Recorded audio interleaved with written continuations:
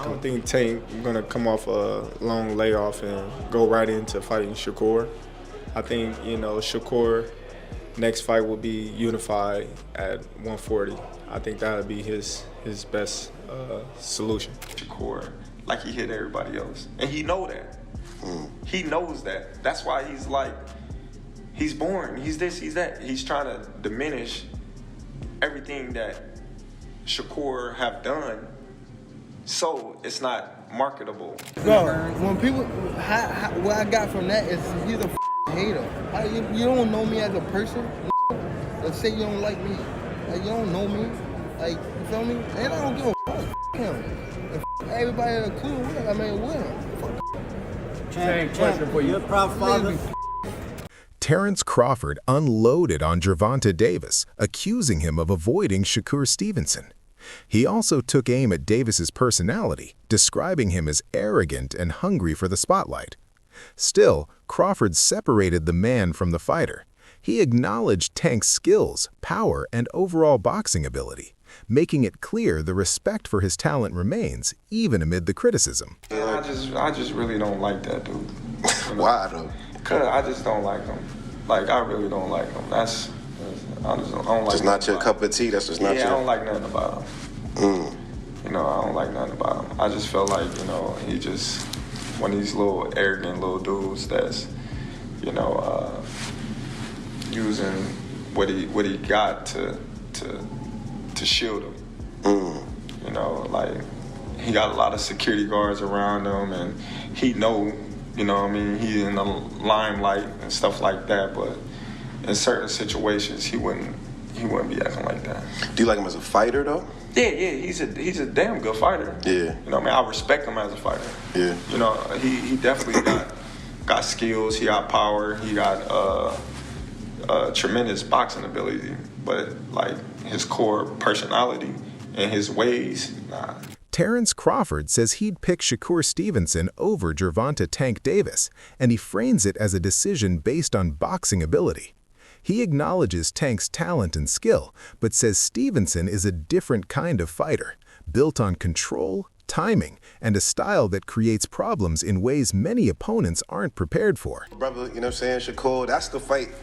Everybody want to see that. That's the 50-50. I think, I've been saying 50-50. I told both of them that. That's a toss-up to me. No bias. Don't just say that because it's your man. Who you got winning that? I got Shakur. Are you saying that because that's your man and you don't like Tank? No. Hey, like I said, I respect Tank. Like, boxing, he's one of the ones. Yeah.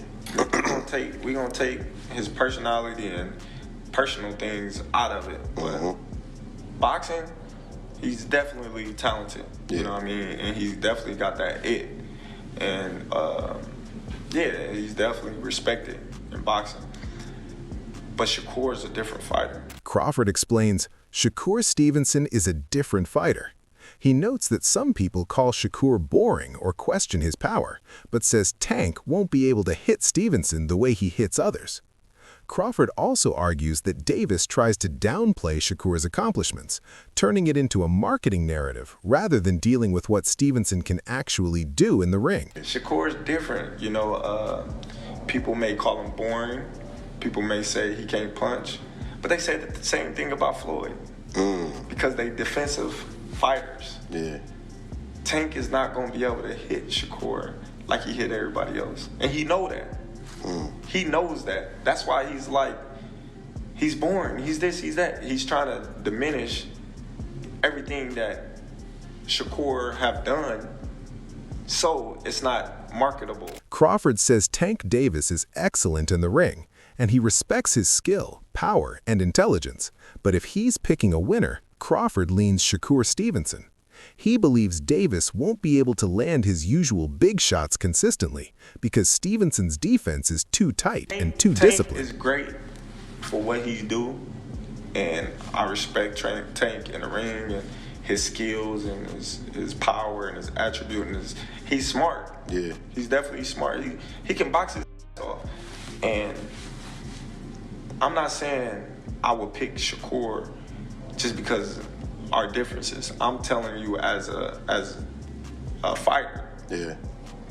I will pick Shakur because I don't believe Tank will be able to land those big shots on Shakur like he does everybody else. Right. Shakur defense is just too tight. Terence Crawford has also been working alongside Shakur Stevenson in camp, helping him sharpen his preparation with the possibility of a future showdown against Gervonta Davis in mind.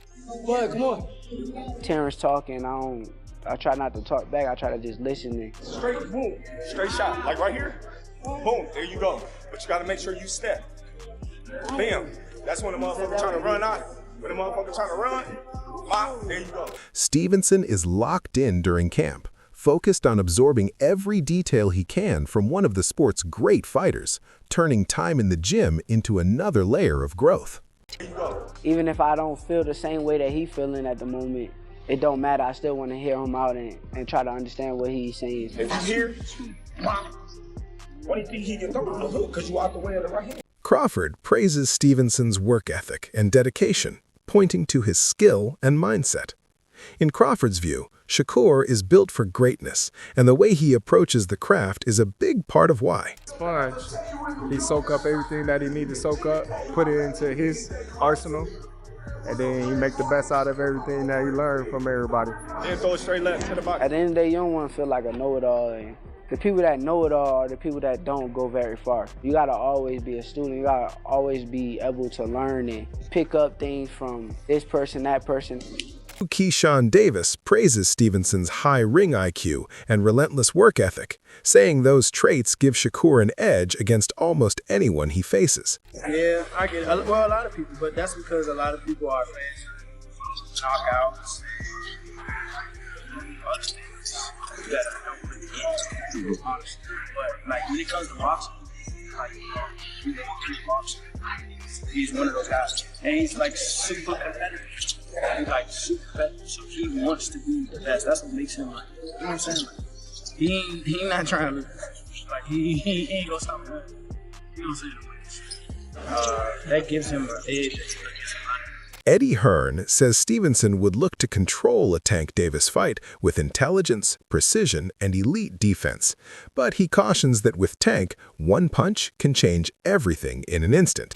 I think I don't know how good the fight will be, but I think Shakur is, again, like pound for pound, IQ-wise, I think he's even up there with a Terence and those kind of guys, you know. I think the difference with Boots is he's got the defensive mastercraft, and he also has the aggressive power to turn your lights out, and I think that's quite different. Do you know what I mean? Like Shakur, I say defensive. I think that's a bit harsh on Shakur, but he's not a huge puncher, but defensively and skill-wise, he's right up there. He's a real technical fighter. Oh, phenomenal. Jamel Herring weighs in by saying Stevenson has already proven himself and that Shakur deserves to be mentioned in the same breath as Gervonta Davis. You can't be selective, but then say Shakur Stevenson ain't do nothing. That's what I'm just speaking as just a fan. You know what I mean? Like Shakur, the three-time, three-divisional world champion, unified world champion. So he's done something. You know what I mean? And he's done something enough to where if the people are bringing him up to you, it's obviously because people want to see the fight. It's not like they bringing up, a nobody. It's like, or somebody coming up in the rankings. And it's like, what have they done? But it's like, this is somebody who, y'all in the same weight class. Y'all both hold, one of the major 4 world titles in the sanctioning bodies.